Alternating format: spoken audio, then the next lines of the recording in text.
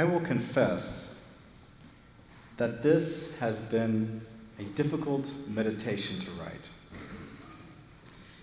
I've been working on it for several weeks, and for most of that time, I've really struggled with where to begin. Every time I would sit down to study the scriptures picked for this evening, I would find my mind and my spirit wandering off in different directions.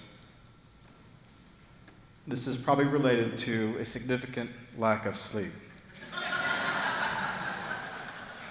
Related to that, this morning, halfway here to church, I realized I needed a haircut really badly, and I hadn't shaved. So here I am tonight. My thinking, which is such a dominant lens by which I interpret the world, could not get me back on track. So tonight, I can't make any guarantees about the nature of this meditation. I offer it up to you for exactly what it is. I'm secretly a fairly private person. I'm more introverted than I am extroverted. This means that while I thoroughly enjoy all of the time that we spend together during the week and on Sunday mornings, that I am absolutely exhausted by Sunday evening. Monday is a day where I do nothing, or where I used to do nothing. That has definitely changed since having a baby. I promised myself that when I had a child, I would not preach about it.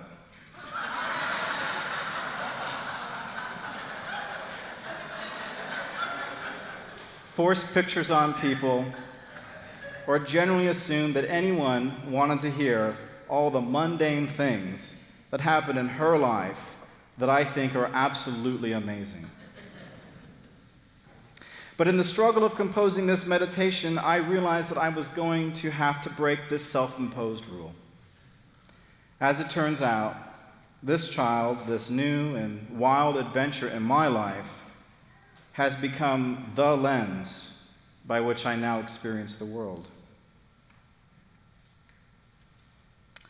So instead of providing a thorough analysis of the lessons that were just read and making an attempt to relate them to our lives, which I do think is important, I'm going to instead tell a story.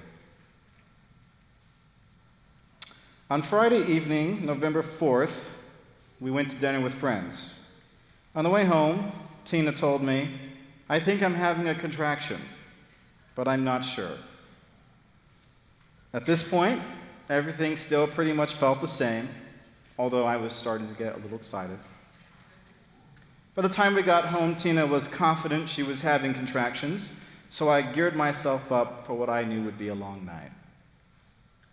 After around 12 hours of labor at home, we went to the hospital the next morning, feeling pretty confident that we were going to have a baby.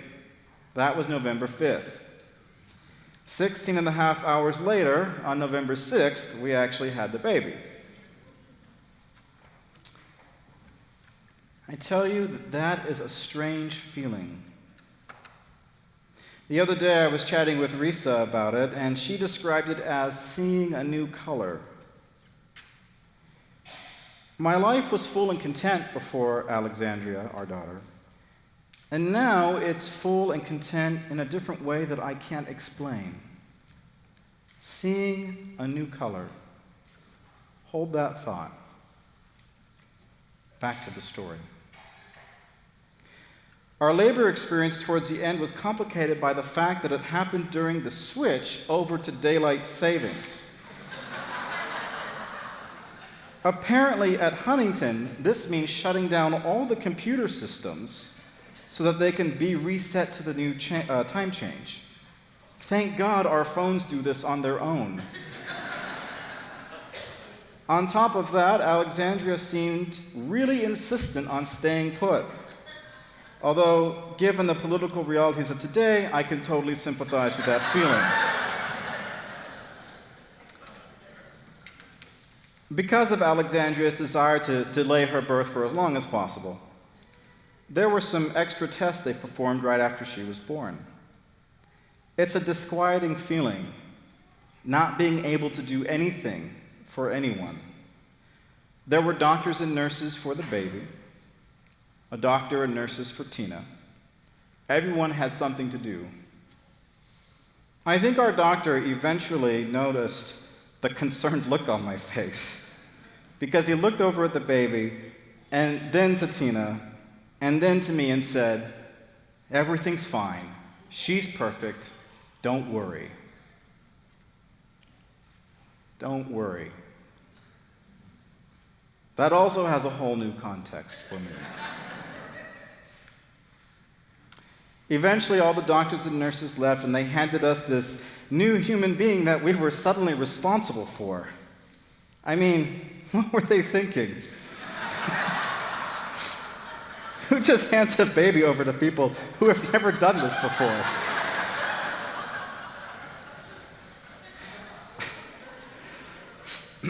Thankfully, though, some instinct kicked in, and the three of us sat there for an hour, reveling in the mystery that had just unfolded.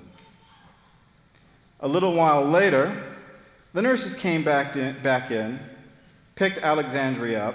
Tina fell right asleep, took her over to a little bed just for her, and gave her a shot. Oh, God, the wailing. Then, in what I'm sure they took some pleasure in, they handed her back to me and left the room.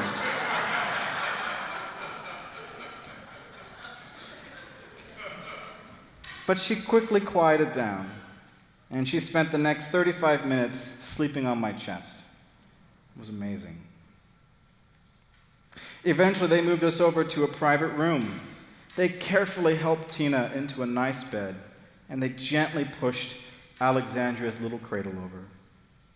And then they looked at me, glanced over, this is all true, glanced over at the fold-up bed in the corner that had sheets nicely folded on top of it, and left. I had a lot of feelings at that moment. Some of them I can't repeat here. But seeing as I was definitely on my own, I unfolded the bed, threw the sheets on, fell asleep. That was 4 a.m. Apparently, Tina tells me this later, that she attempted to wake me up about an hour later for something, but I think I muttered, "Get a nurse," and went back to sleep.